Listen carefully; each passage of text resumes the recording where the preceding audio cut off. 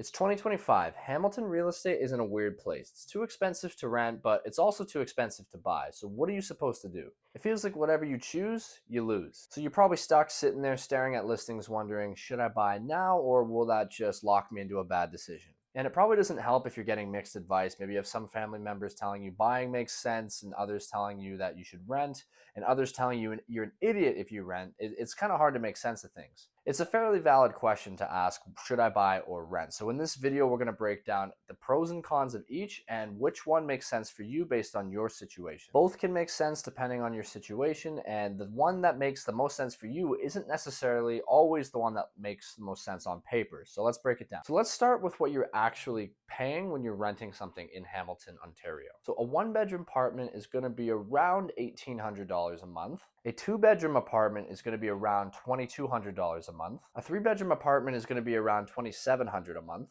A townhome is going to be around $2,800 to $3,000 a month. And then for detached homes in general, you got a pretty big range, but they're going to be anywhere from $2,500 to $3,500 plus. Now these are just averages. They're going to obviously vary based on location, square footage, finishes, whether or not the shower works, and so on. Now let's look at the cost of buying in Hamilton. So as of April 2025, the average residential price in Hamilton was $791,000. So let's just assume you're eyeing a detached home at this price point and you're planning to put about 10% down. So here's what your monthly cost would look like. You're going to have a mortgage at 90%, about $711,000. Your estimated monthly mortgage payment is going to be around $3,000 to $4,000. That's going to depend on your interest rate and your loan terms. Property taxes will be around $400 a month. Now keep in mind that property taxes are paid annually, not monthly. And then your home insurance is going to be about $100 to $150 a month. So you're looking at around $3,900 to $4,500 a month in your regular living expenses.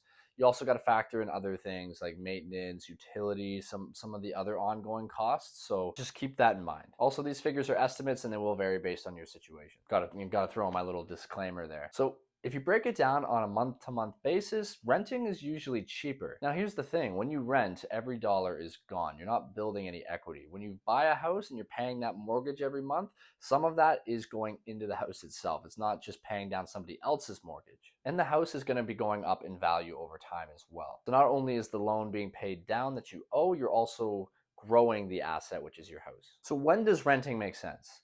Let's be very clear. Renting isn't dumb. Don't let anybody tell you otherwise. In some situations, it can be the smartest thing to do. So renting still makes sense if you're not sure how long you're going to be in Hamilton, you're still saving for a down payment, or you're building up your credit. You need or want the flexibility to move, change jobs, or avoid being tied down. You're just not ready financially, emotionally, or mentally for the commitment that buying brings. I ran out of fingers on that hand. But the last thing would be is if you have a lot on your plate right now and you don't want to be dealing with snow removal, utilities, all that other stuff that comes with owning a house, because there is some things that you have to do above and beyond renting. Renting can be a great move in the short term if you need that flexibility. But that being said, remember, you're paying for that flexibility with your future equity. You get a roof over your head, but you don't get a return. You don't actually end up building anything. Every month, your payments vanish into somebody else's equity, not yours. So when does buying actually make sense? Well, this is where buying makes the comeback. Sure, it might feel heavier up front. You got to have a lot more money saved up, and there's a lot more money that comes out of your bank account at the beginning. And there's also just a lot of hassle that comes with buying a house as well. There's a bunch of paperwork, inspections, got to go around looking at a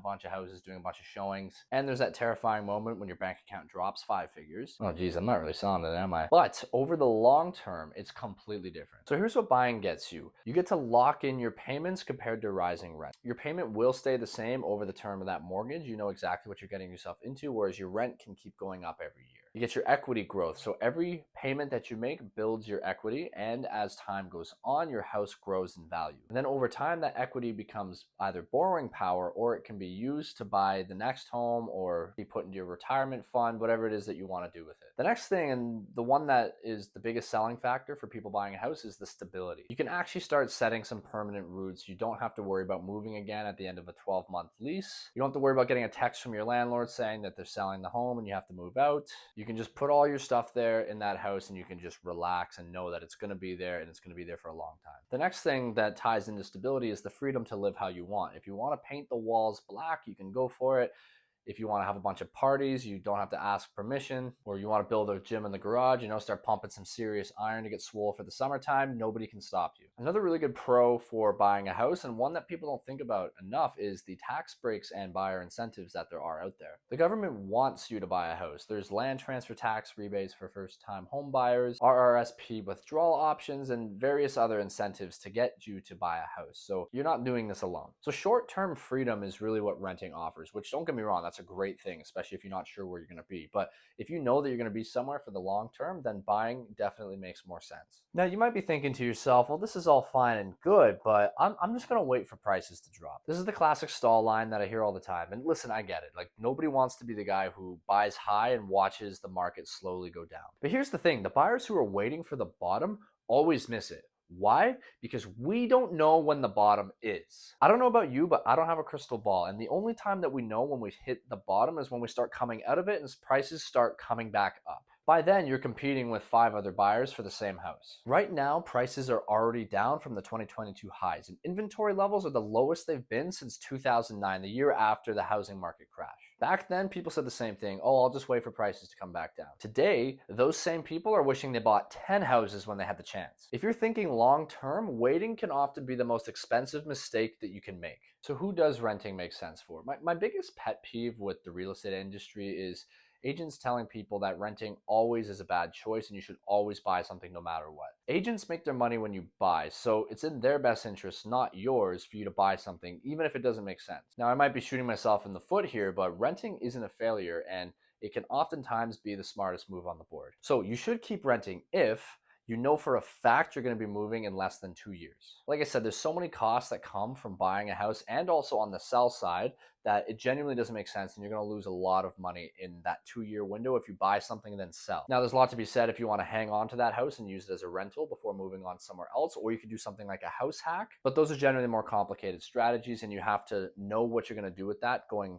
into the house. If your income is uncertain or your role might change, or you just started at a company and you're not really sure how long you're going to be there for, it might be better to just rent during this period until you have a little bit more stability. Another reason to rent could be if you're still rebuilding your credit or if you're trying to save up some money. You might have enough for the down payment, but I don't recommend you just putting every single penny that you have into the house. It's good to have a cash buffer. You want to make sure that you're positioned to be in the best possible place financially before you start buying a house. Another reason to rent could be if you're just dealing with some major life transitions, maybe just going through a breakup, it happens, career transitions, or any of the other number of things.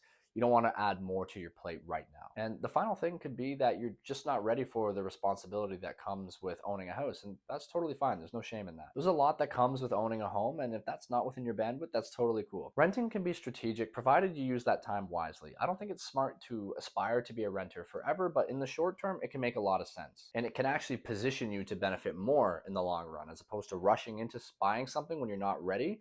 That can really screw you over. So who does buying make sense for in 2025? This is going to basically be the inverse of a lot of the other points that I made before, but if your job is stable and you're making relatively good money, then it probably makes sense for you to look at purchasing something. If you're planning to stay for at least 3 to 5 years, ideally as long as possible, but at least 3 to 5 years, then this makes sense. Real estate's a long-term game, and if you're ready to start planting roots, this is how you start winning. You've got enough for your down payment and you have a buffer. Whether you're putting 5 or 20% down, you want to have that wiggle room so you can deal with any unexpected expenses that can come up, because anything can happen. Something can break the second you move in. You want to have enough for your closing costs as well, and just general life stuff happening. And you should seriously consider buying if you want the freedom to make the place yours. If you want to come home to a place that is fully yours and you have full control over, you can finish the basement if you want.